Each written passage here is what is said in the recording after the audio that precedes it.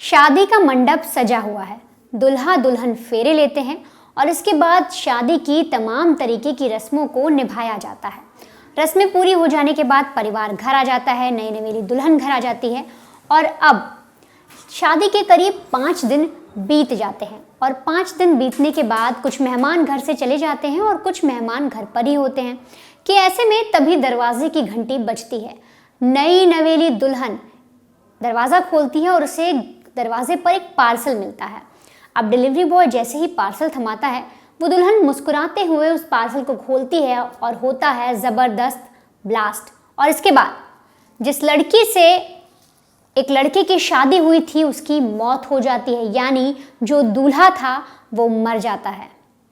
कहानी बेहद हैरान करने वाली है, ये वारदात बिल्कुल चौंकाने वाली है।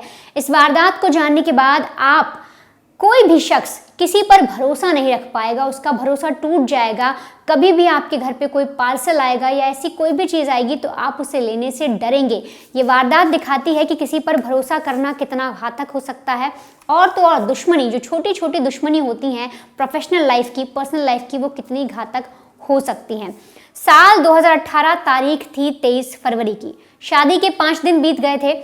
ओडिशा के पाटनागढ़ में एक नए मकान में 26 साल का जो सॉफ्टवेयर इंजीनियर है सौम्य शेखर साहू, वो अपनी पत्नी 22 साल की रीमा के साथ घर में होता है और उस वक्त रसोई घर में दोनों मौजूद होते हैं और बातचीत कर रहे होते हैं कि आज खाने में क्या बनाया जाए। नया नवेला जोड़ा होता है। वाइफ जो रीमा है वो पूछ रही होती है क्या बनाया जाए और तैयारी चल रही थी ग्रिल बैगन और दाल झोल बनाने की। लेकिन इसके बाद इन्हें पता नहीं था कि आज का खाना इन्हें नसीब होगा ही नहीं। दरअसल जब ये लोग दोनों रसोई घर में बैठकर बात कर रहे थे कि आज क्या बनाया जाए, अच्छी अच्छी बातें कर रहे थे कि तभी जो दरवाज़ा है उसकी बेल बजती है। दरवाज़ा बजते ही जो रीमा है वो बाहर जाती है, वहाँ पर वो दरवाज़ा खोलती है और सामने डिलीवरी बॉय होता है। वो थमाता है कि मैडम आपका एक गिफ्ट है।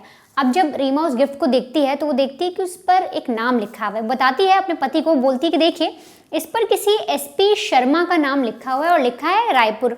तो वो अंदाज़ा लगाते हैं कि उड़ीसा से रायपुर करीब करीब 230 किलोमीटर दूर है। तो बताती है अरे ये गिफ्ट तो बहुत दूर से आया है, देखिए किसने भेजा है, क्या आप इन्हें जानते हैं। अब इसके बाद जो सौम्य है वो उस गिफ्ट को ले लेता है और गिफ्ट लेने के बाद वो नाम पढ़ता है SP शर्मा और बोलता है कि नहीं, मैं इस आदमी को नहीं जानता, मैं इस तरीके के नाम को भी कभी वाकिफ़ नहीं हूँ, लेकिन किसी ने बड़े प्यार से भेजा है, शादी का गिफ्ट है, हो सकता है हमारा कोई रिलेटिव हो, माँ बाप जानते होंगे, हम उनसे पूछ लेंगे, इसे खोलकर देखते हैं। अब ऐसे में जब वो लोग पार्सल की इतनी बात कर रहे थे तभी जो सौम्य की दादी हैं वो वहाँ पर आ जाती हैं ये पूछते हुए कि अरे बताओ गिफ्ट में क्या आया है। अब जैसे ही दादी वहाँ पहुँचती हैं और पार्सल हरे रंग का पार्सल था, उस पर एक कागज़ का कवर था और साथ ही साथ एक सफ़ेद कलर का धागा लटक रहा था। ये पार्सल कुछ अलग टाइप का था, लेकिन इन लोगों को ज़रा भी अंदाज़ा नहीं था कि इसके अंदर कुछ ऐसी चीज़ें हो सकती हैं जो फट सकती हैं। अब जैसे ही सौम्य उस पार्सल को खोलता है, सबसे पहले वो सफ़ेद कलर का धागा खींचता है और तभी एक बिजली जैसी जो लाइट है वो चमकती है और धड़ाम से आवाज़ आती है।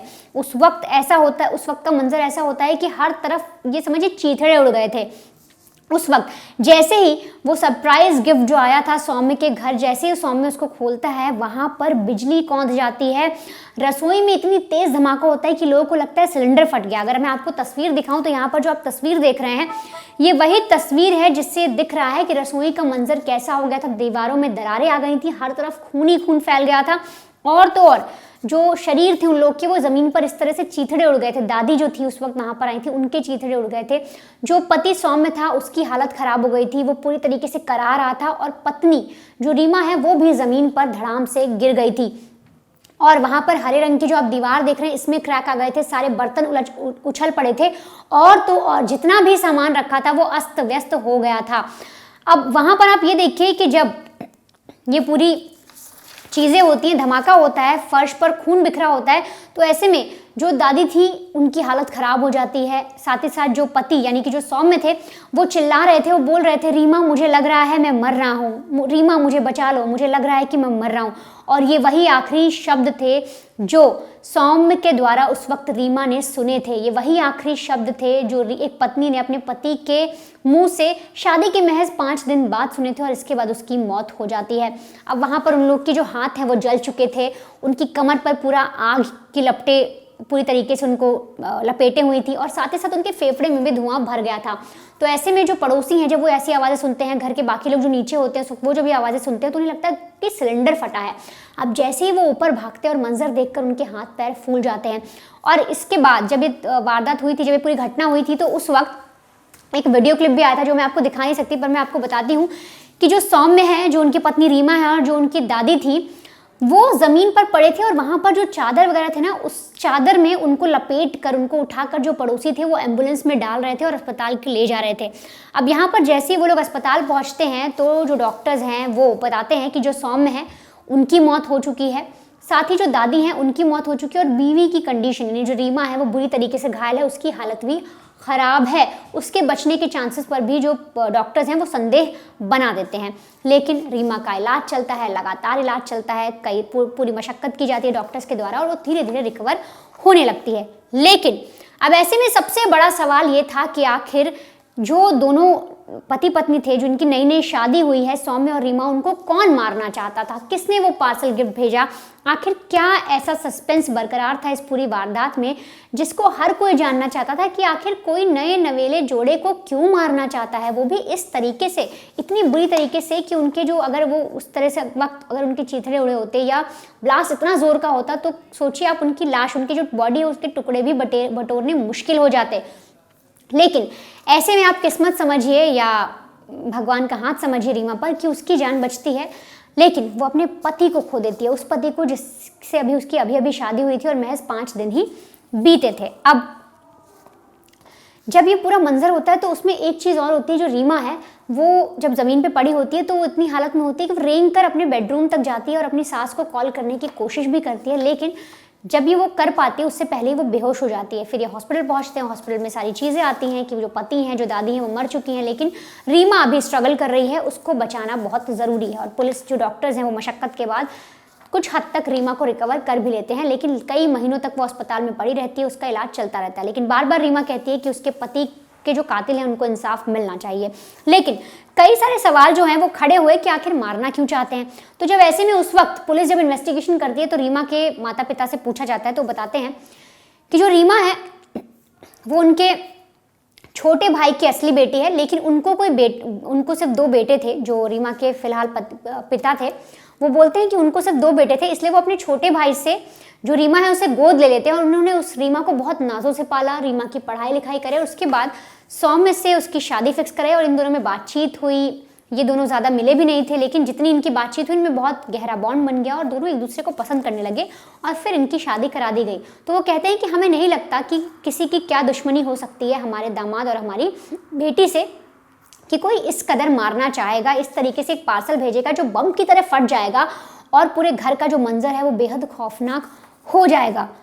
तो अब पुलिस हर तरीके से इन्वेस्टिगेशन करना शुरू करती है। शादी में जितने मेहमान आए थे, जो लोग चले गए थे, जो बचे थे, जो रिलेटिव्स और जो सौम्य के रिलेटिव हो गए, रीमा के रिलेटिव हो गए, नेबर्स हो गए, हर किसी से कड़ाई से पूछताछ होती है। यहाँ तक कि प्रोफेशन जो सॉफ्टवेयर इंजीनियर था बेंगलोर में, ये सौम्य, तो वहाँ से भी जो लोग आए थे उनसे भी पुलिस तहकीकात करती है, हर एक से पूछताछ करनी जारी रखती है कि आखिर हुआ तो हुआ क्या। लेकिन ऐसे में एक कहानी निकलकर सामने आती है। दरअसल जो रीमा के पिता हैं वो बताते हैं कि उनकी बेटी ने उन्हें बताया था, यानी रीमा ने बताया था कि एक रोज़ सौम्य को एक अनजान नंबर से कॉल आया था और वो शख्स उन्हें धमकी दे रहा था और कह रहा था कि तुम शादी मत करो। अब जब ये सारी चीज़ें पुलिस को पता लगती है तो पुलिस इसमें लव एंगल ढूंढने की कोशिश करती है। पुलिस को लगता है कि हो सकता है कोई शख्स रीमा से एक तरफा प्यार करता हो और वो नहीं चाहता कि सौम्य उससे शादी करे और इसीलिए ब्लास्ट कराया गया हो। लेकिन पूरी तहकीकात करने के बावजूद पुलिस के हाथ कुछ नहीं लगता। अब इधर पुलिस वाले 100 से भी ज़्यादा जो पुलिस वाले हैं वो इकट्ठा हो जाते हैं। मोबाइल फ़ोन, रिकॉर्डिंग, लैपटॉप, हर चीज़ें देखी जाती हैं, सब कुछ खंगाला जाता है। और तो और एक भी ऐसी कोई चीज़ नहीं छोड़ी जाती जिसकी तह तक जाकर पुलिस ये केस ना सुलझा सके। लेकिन पुलिस को कुछ हाथ नहीं लगता। लेकिन तभी पुलिस को एक चीज़ पता लगती है। पुलिस को पता लगता है कि जो पार्सल जब वो देखते हैं तो उसमें जो नाम लिखा होता है, पुलिस को पता लगता है कि 119 किलोमीटर एक जगह है कालाहांडी, उस जिले से आया है और एक कंप्यूटर में, एक प्राइवेट कंप्यूटर में उसे 2 बार ट्रैक किया गया। रोज़ उसे 2 बार ट्रैक किया जा रहा था कि वो अपनी डेस्टिनेशन पर पहुंचा कि नहीं। अब पुलिस को लगता है कि हो ना हो उन्हें एक बहुत बड़ी लीड मिल गई। इसी के लिए पुलिस जो जगह थी जहां पर बताया गया था जिस कंप्यूटर को ट्रेस करते हैं वहां तक पहुंचते हैं तो पता लगता है कि ट्रेसिंग कोई और नहीं कर रहा था उस पार्सल की, बल्कि वो कंपनी वाले ही कर रहे थे। अब फिर पुलिस के हाथ खाली। पुलिस को लगता है कि हम तो सोचे थे कि यहाँ पर वो शख्स होगा जिसके नाम से पार्सल आया है, लेकिन ऐसा तो है नहीं। अब पुलिस वालों को लगता है कि हो ना हो हमें कातिल को जल्द से जल्द पकड़ना होगा, वरना हम पर बड़ा प्रेशर आ जाएगा। अब यहाँ पर जो पुलिस वाले हैं वो पता जब देखते हैं पार्सल पर, तो उस पर मैंने आपको बताया RK शर्मा लिखा होता है उस जगह पर। अब पुलिस जब उस तक पहुंचने की कोशिश करती है तो पुलिस को कई सारे मिलते हैं और पता लगता है कि जो नाम है वो भी फर्जी लिखा गया है। RK शर्मा नाम का जो शख्स की तरफ से पार्सल है ऐसा तो कोई है ही नहीं। जो 2-3 लोग हैं वो तो अलग लोग हैं, उनका इनसे कोई लेना देना नहीं वो पार्सल। अब उनको भी जब पुलिस पूछताछ करती है तो उनका भी कुछ ऐसा रोल नहीं निकल कर आता। पुलिस और इन्वेस्टिगेशन करती है तो पुलिस को पता लगता है कि 400 रुपये खर्च कर बड़ी चालाकी से उस पार्सल को भेजा गया है और ऐसे ऑफिस में ठहराया गया, यानी पार्सल के उस ऑफिस में भेजा गया जो पार्सल करती हैं कंपनियां, जहां पर एक भी CCTV नहीं था। अब इसी चक्कर में पुलिस वाले परेशान होते हैं, लेकिन जब वो उस कंपनी तक पहुंचते हैं जहां से पार्सल भेजा गया, उसके आसपास के जितने CCTV हैं उनको खंगाला जाता है। और तो और 250 से ज़्यादा CCTV फुटेज जो है पुलिस खंगाल लेती है और ये पता लगाने की कोशिश करती है कि आखिर पार्सल कैसे आया। पर पुलिस के हाथ खाली होते हैं, पुलिस को कुछ भी नहीं मिलता। लेकिन अब पुलिस को अपना काम करना था, पुलिस को इन्वेस्टिगेशन करनी थी, तो इसलिए पुलिस अलग अलग टीमें बनाती है और ये दावा करती है कि अब हम इस केस को सॉल्व करके रहेंगे। और अलग अलग टीमें हमने छोटी छोटी बना दी हैं जो इस ज़िले के आसपास जितने भी ज़िले लगते हैं उनके CCTV चेक कर RK शर्मा और जैसे भी लोग हैं उनसे मिलकर हर तरीके से हम जाँच करेंगे। अब इधर जब पुलिस वाले इन्वेस्टिगेशन कर रहे होते हैं तभी पुलिस के साथ साथ जो फॉरेंसिक टीम होती है वो बताती है कि जो बम था जिस चीज़ से उड़ाया गया वो क्रूड बम है और उसको एक तरीके से किसी ने घर में ही बनाया है। कुछ लोगों ने मिलकर मदद की, कहीं से बाहर से खरीदा नहीं गया। कुछ लोगों ने इक्विपमेंट्स इकट्ठा किए, कुछ चीज़ें इकट्ठा की और उसको घर पर ही बना लिया। अब जब पुलिस को ये पता लगता है तो पुलिस के दिमाग में और चीज़ें आती हैं कि हो ना हो कोई जानकारी है जिसने ऐसा किया है और उसने इंटरनेट के थ्रू ये बम बनाया है। अब क्रूड बम जब धमाका करता है तो सफ़ेद धुआं होता है और इसी वजह से जो फॉरेंसिक वाले हैं उन्होंने अपना टेस्ट किया, बाकी चीज़ें निकाली तो उन्होंने इस बात का दावा किया कि बम क्रूड बम है और घर पर ही बनाया गया है। पुलिस के हाथ खाली थे, पुलिस को कोई सुराग नहीं मिल रहा था। पुलिस के पास जो पुलिस की थू हो रही थी, हर कोई ये कह रहा था कि इतना बड़ा एक घर में 5 दिन बाद ही जो पति है वो मर जाता है, घर में ऐसा धमाका हो जाता है और पुलिस वाले कुछ कर तक नहीं पा रहे। अब लोगों के वहाँ के जो लोग थे उनमें डर का माहौल था, वो ये बोल रहे थे कि आने वाले वक्त में कोई किसी के घर पे भी ऐसे कुछ गिफ्ट भेज दे और लोग खोलें और सीधे मौत के मुंह में चले जाएं। तो पुलिस वालों के लिए ये दबाव था। लेकिन जो पुलिस वाले हैं, जो पुलिस के लोग थे, जब वो इन्वेस्टिगेशन कर रहे थे तो उनको पहली कहानी ये निकल कर आई अनजाने कॉल की। दूसरा उन्हें ये डर था कि कहीं हो ना हो कि कोई ऐसा ना हो जो रीमा से एक तरफा प्यार करता हो। तीसरा कोई ऐसा प्रॉपर्टी विवाद तो नहीं है कोई फैमिली में, कोई रिलेटिव में जो सौम्य साहू से जलता हो और उसे मारना चाहता हो। तो पुलिस के पास कई सारे एंगल थे, लेकिन हर तरीके से जाँच करने के बाद भी कुछ नहीं निकला। अब इधर लगातार जाँच हो रही थी, रीमा धीरे धीरे रिकवर होती है तो उस वक्त जो मुख्यमंत्री थे उनसे वो हाथ जोड़कर विनती करती है कि उसके पति को इंसाफ मिले। और इसी दरकार में जो पुलिस है वो फिर एक शख्स तक पहुंच जाती है। अब कैसे पहुंचती है वो मैं आपको पहले बताती हूँ, फिर बताती हूँ वो शख्स कौन है। दरअसल 4 अप्रैल साल 2018 को ही पुलिस को एक लेटर भेजा जाता है जिसमें लिखा जाता है कि ये जो लेटर लिखा जाता है उसमें साफ तौर पर लिखा जाता है कि जनाब, आपने पार्सल पे जिस शख्स का नाम है उसका शख्स का नाम ना लिखकर आपने मीडिया को SK सिन्हा नाम के एक शख्स की जानकारी दी है। तो मैं आपको बताना चाहता हूं कि पार्सल भेजने वाला कोई SK सिन्हा नहीं बल्कि RK शर्मा है और इसमें 3 लोग शामिल हैं जो उसी एरिया में आसपास कहीं रहते हैं।